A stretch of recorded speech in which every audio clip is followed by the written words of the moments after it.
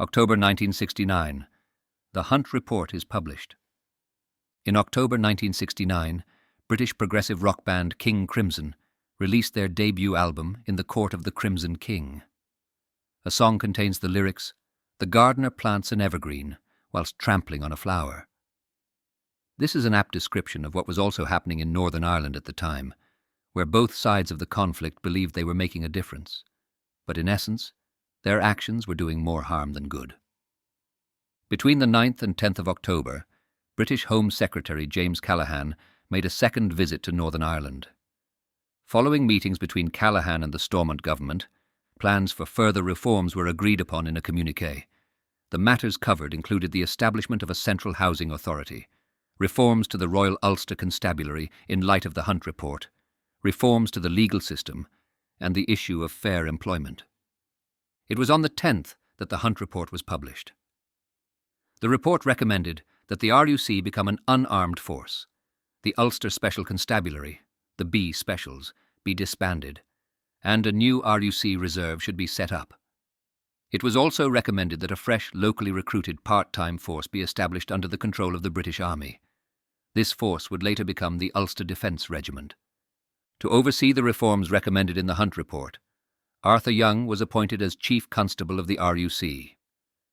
As anticipated by many, the publication of the report sparked serious rioting by loyalists in Belfast in protest against the recommended disbandment of the B Specials. On the day after the publishing of the report, the rioting led to more additions to the death toll in Northern Ireland. 3 people were shot dead during street violence in the loyalist Shankill area of Belfast. 2 were Protestant civilians, shot by the British Army. George Dickey, 25, was shot at the corner of Shankill Road and Downing Street, Belfast, whilst Herbert Haw, 32, was shot on Hopetoun Street, Shankill, Belfast. The third person killed was RUC officer Victor Arbuckle, 29, who was shot by the UVF on the Shankill Road, Belfast. It's widely reported that Arbuckle was the first RUC officer to be killed in the Troubles. Unrest continued in October, and on the 19th, Thomas McDowell, a member of the UVF, was badly burnt while planting a bomb at a hydroelectric power station near Ballyshannon, County Donegal. He was electrocuted as he touched a live cable whilst attempting to plant a bomb at the base of a pylon. Mr. McDowell died from his injuries on the 21st of October 1969, aged 45. It's reported that he was also a member of the Ulster Protestant Volunteers, a paramilitary-style organisation formed by Ian Paisley. The UVF issued a statement saying the attempted attack was a protest against the Irish Army units still massed on the border in County Donegal. The statement added, "So long as the threats from Erra continue, so long will the volunteers of Ulster's People's Army strike at targets in Southern Ireland."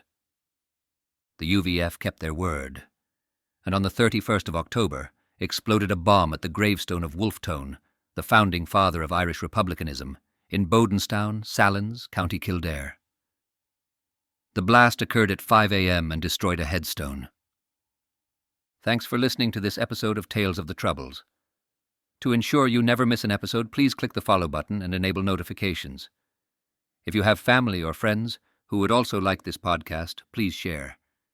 Stay tuned for our next episode, where we take a closer look at December 1969